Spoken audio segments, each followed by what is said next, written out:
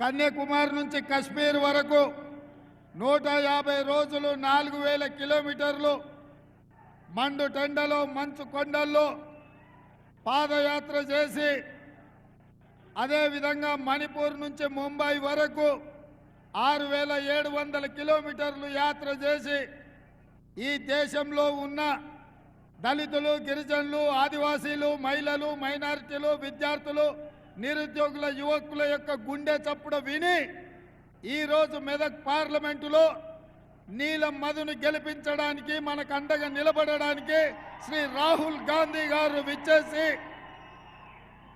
ఈ నర్సాపూర్ నియోజకవర్గంలో కాంగ్రెస్ పార్టీ నాయకులు ఏర్పాటు చేసిన జనజాతరలో పాల్గొని ఈరోజు ఈ ఎన్నికల్లో విజయం సాధించడానికి వారు రావడాన్ని సంతోషిస్తూ మీ అందరి తరఫున వారికి స్వాగతం పలుకుతున్నాను.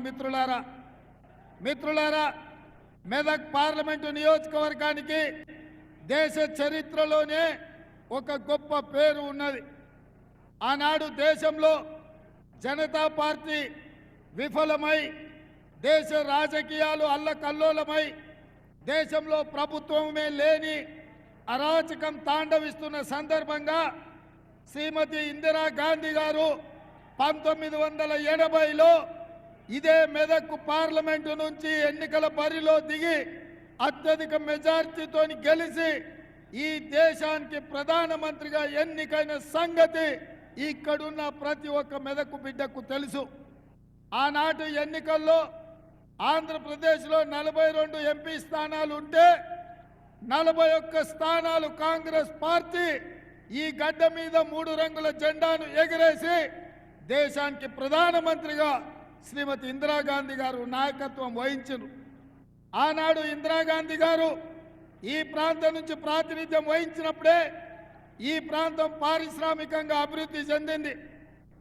ఈ ప్రాంతంలో మనకు బీడీఎల్ కానీ, బిహెచ్ఎల్ కానీ, డిఫెన్స్ ఫ్యాక్టరీలు కానీ, పటాన్ చెరువు మన పారిశ్రామిక వాడ కానీ, రామచంద్రాపురంలో వచ్చిన పెట్టుబడులు కానీ ఆనాడు శ్రీమతి ఇందిరాగాంధీ గారు ఈ దేశ ప్రధానమంత్రిగా ఉన్నప్పుడే మన మెదక్ జిల్లాకు పెట్టుబడులు వచ్చినాయి.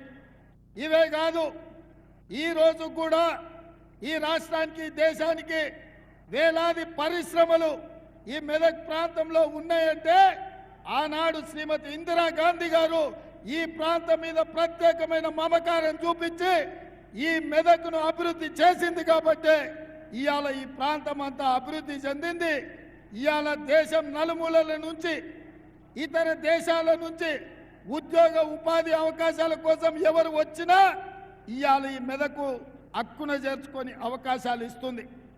ఆనాడు ఇందిరాగాంధీ గారు ముష్కర్ల చేతిలో తుపాకీ తూటాలకు బలి అయినప్పుడు ఈ దేశ ప్రధానమంత్రిగా మెదక్ పార్లమెంటు సభ్యురాలుగా వారి చివరి శ్వాస వరకు, ఆఖరి రక్తపు పట్టు వరకు మన గడ్డకు, మన ప్రాంతానికే ప్రాతినిధ్యం వహించిండ్రు.